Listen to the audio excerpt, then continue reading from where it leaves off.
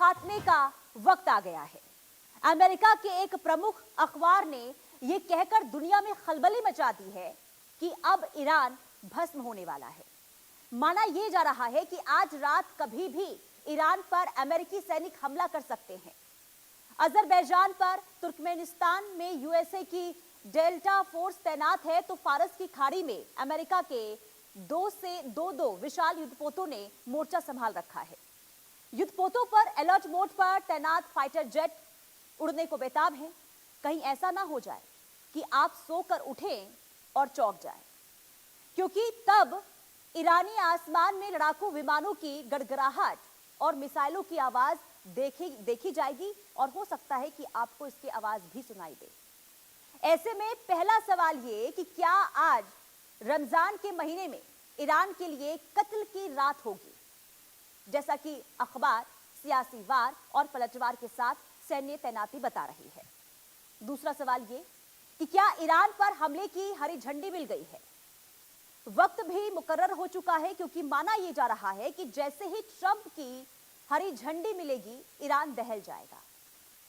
तीसरा और अहम सवाल यह है कि क्या ईरान में कट्टरपंथ की कब्र खुदेगी, क्योंकि जिस तरह से ईरान में पिछले 47 साल से कट्टरपंथी सत्ता ने वहां की महिलाओं को जीना हराम कर रखा है। वहां की महिलाएं जो है लगातार आवाज भी उठा रही हैं, लेकिन उनकी आवाज को दबाने की भी कोशिश होती है। उससे मुक्ति मिलने वाली है, यह भी सवाल उठ रहा है।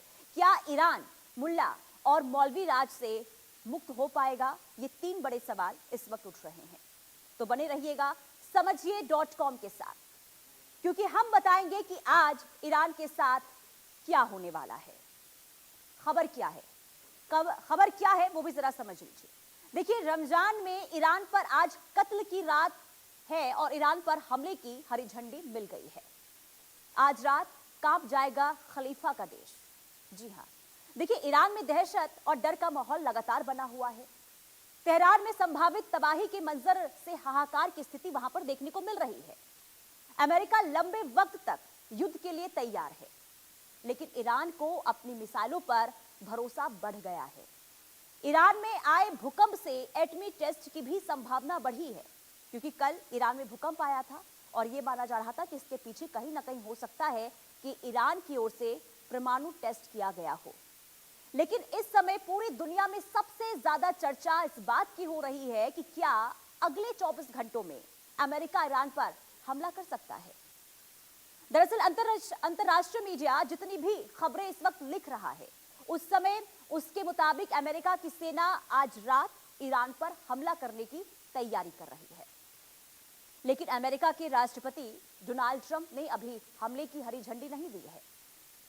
ईरान पर अमेरिका का हमला जो होगा उसकी आशंका इसलिए भी बढ़ गई है क्योंकि अमेरिका ने मिडिल ईस्ट में साल 2003 के बाद जब इराक युद्ध हुआ था, उसके बाद अपनी सबसे ज्यादा मिलिट्री एयरक्राफ्ट इस समय तैनात कर दिए हैं। इसमें आधुनिक फाइटर जेट्स के साथ साथ हवा में ईंधन भरने वाले विमान और कमांड एंड कंट्रोल जैसे एयरक्राफ्ट भी है। अमेरिकी मीडिया के मुताबिक अगर अमेरिका ईरान के खिलाफ सैन्य कार्रवाई करता है तो यह हमला कई हफ्तों तक चलेगा, यानी यह हमला लंबा चलेगा। आपको याद होगा कि पिछले साल जून में अमेरिका ने ईरान की 3 न्यूक्लियर साइट्स पर सिर्फ एक बार हवाई हमला किया था, लेकिन इस बार ईरान पर हमला लंबे समय तक चल सकता है। और अब अमेरिका दुनिया का सबसे बड़ा और सबसे आधुनिक एयरक्राफ्ट कैरियर यानी कि मिडिल ईस्ट भेज चुका है और इस वॉरशिप का नाम है यूएसएस जेराल्ड आर फोर्ड। यह वॉरशिप वेनेजुएला के खिलाफ सैन्य ऑपरेशन में भी शामिल था और इस पर 75 फाइटर जेट्स और मिलिट्री एयरक्राफ्ट तैनात हो सकते हैं। अमेरिकी मीडिया के मुताबिक ये वॉरशिप इस समय यूरोप के बहुत नजदीक पहुंच गया है और अगले कुछ दिनों में ये इजराइल के करीब भी तैनात हो सकता है। अब देखिए, बताया यह जा रहा है कि इस वक्त ईरान के आसपास अमेरिका के कुल मिलाकर 13 बड़े वॉरशिप तैनात हैं और ऐसा ये लगता है कि अमेरिका ने ईरान को चारों तरफ से घेर लिया है। कुल मिलाकर देखिए, मिलिट्री एक्सपर्ट्स के मुताबिक अगर ईरान पर हमला हुआ तो वो अमेरिका के इन्हीं वॉरशिप से किया जाएगा। इन वॉरशिप्स के बेड़े में मौजूद सबमरीन्स और युद्धपोतों से टॉम हॉक क्रूज मिसाइल से हमला किया जा सकता है। ट्रंप ने पहले ही साफ कर दिया है कि ईरान को पूरे मिडिल ईस्ट के लिए खतरा बनने नहीं दिया जाएगा और ऐसा भी बताया जा रहा है कि राष्ट्रपति ट्रंप को ईरान के खिलाफ ऑपरेशन के लिए अभी 2 विकल्प दिए गए हैं। पहले विकल्प में ईरान के राजनीतिक और सैन्य नेतृत्व को निशाना बनाया जा सकता है और इसका लक्ष्य यह होगा कि ईरान में तख्ता पलट कर दिया जाए, यानी कि ईरान के सर्वोच्च धार्मिक नेता अयातुल्लाह अली खामनेई को निशाना बनाने की बात हो रही है। और दूसरे विकल्प की बात करें तो दूसरे विकल्प में ईरान के मिलिट्री साइट, मिसाइल साइट और न्यूक्लियर साइट पर मिसाइल से सीमित हमला किया जा सकता है और इन दोनों हालात में सैन्य ऑपरेशन कई हफ्तों तक चल सकता है। दरअसल ईरान के खिलाफ कार्रवाई में दोनों लक्ष्य अहम हैं। जितना खामनेई को सत्ता से हटाना जरूरी है, उतना ही ईरान की मिसाइल ताकत को कमजोर करना भी जरूरी है, वरना ईरान के आसपास तैनात किए गए अमेरिकी सैनिक और वॉरशिप को खलीफा की सेना मिसाइल से तबाह और बर्बाद कर सकती है, बल्कि इजराइल को भी इससे नुकसान पहुंच सकता है। अब देखिए, संभावना यह जताई जा रही है कि अमेरिका पहले ईरान के मिसाइल भंडार को निशाना बनाएगा और फिर खामनेई को टारगेट बनाएगा।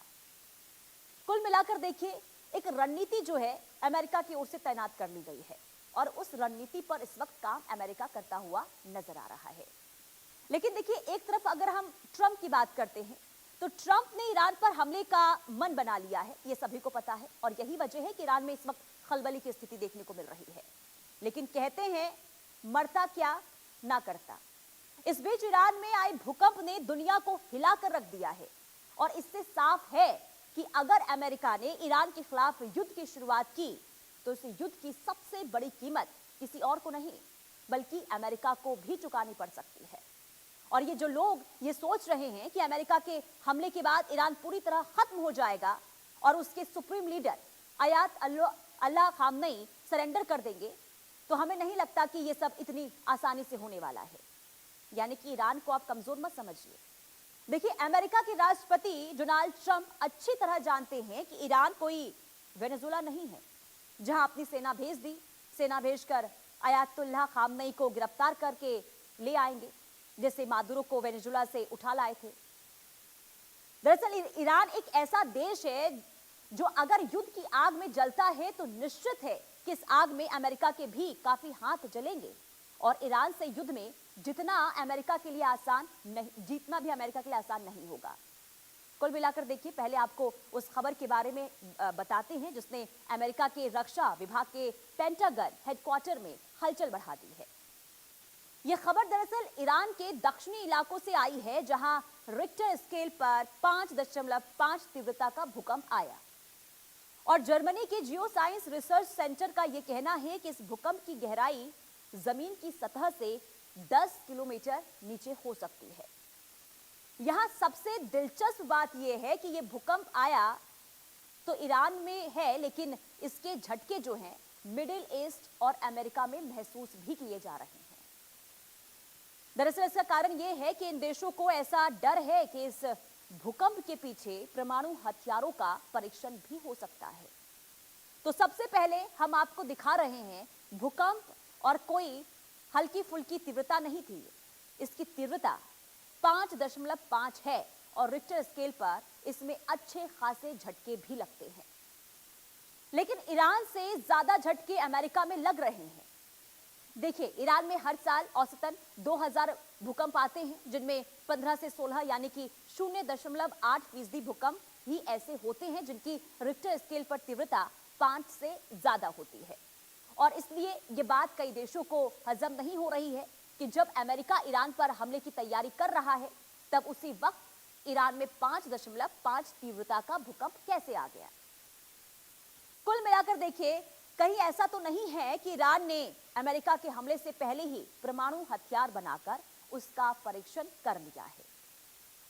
दरअसल ये डर दुनिया को इसलिए भी है क्योंकि ईरान पिछले साल तक परमाणु हथियार बनाने के बहुत करीब था और देखिए, उसने यूरेनियम का 60% एक एनरिच कर भी लिया था। और जबकि परमाणु हथियार बनाने के लिए ये कितना चाहिए वो हम आपको जरा समझा देते हैं। देखिए, अगर यूरेनियम का 90% एनरिचमेंट चाहिए होता है और 60% एनरिचमेंट तो कर चुका है ईरान और अब तब की बात यह है कि आपको हम ये बता रहे हैं कि कैसे अब आगे जो है ईरान कदम इस दिशा में उठा सकता है। दरअसल देखिए, इससे भी बड़ी बात यह है कि जब इस तरह के यूरेनियम में परमाणु हथियार बनाकर उसका परीक्षण किया जाता है तो उस परीक्षण के दौरान धरती उतनी ही हिलती है जितनी 5 तीव्रता वाले भूकंप के दौरान झटके महसूस किए जाते हैं। एग्जाम्पल आपको दे दें, देखिए साल 1998 में जब पाकिस्तान ने अपना पहला परमाणु परीक्षण किया था, तब रिक्टर स्केल पर इसकी जो तीव्रता थी वो 4.8 की थी, जबकि आज तो ईरान में 5.5 तीव्रता का भूकंप आया, जिससे कई देश इस बात को लेकर आशंकित हैं कि कहीं ये ईरान के पहले परमाणु हथियार का परीक्षण तो नहीं है। हालांकि यहां हम स्पष्ट ये करना चाहते हैं कि अभी ये सिर्फ कयास हैं। फिलहाल इस झटके को भूकंप से ही जोड़कर देखा जा रहा है, लेकिन जो झटके महसूस किए गए, जो भूकंप की स्थिति बताई गई है, जो तीव्रता बताई गई है, इसके अलग अलग मायने भी निकाले जा रहे हैं, अलग अलग कयास भी लगाए जा रहे हैं। लेकिन देखिए, ईरान ने दुनिया के सबसे अहम समुद्री रास्ते में से एक स्ट्रेट ऑफ हॉर्मुज में खतरनाक युद्ध अभ्यास किया है। अब तस्वीरें उसकी आई है और स्ट्रेट ऑफ हॉर्मुज सबसे इंपोर्टेड है, और आप समझ लीजिए कि समुद्री रास्ता ये है और यहां पर खतरनाक युद्धाभ्यास किया गया है। और इस युद्ध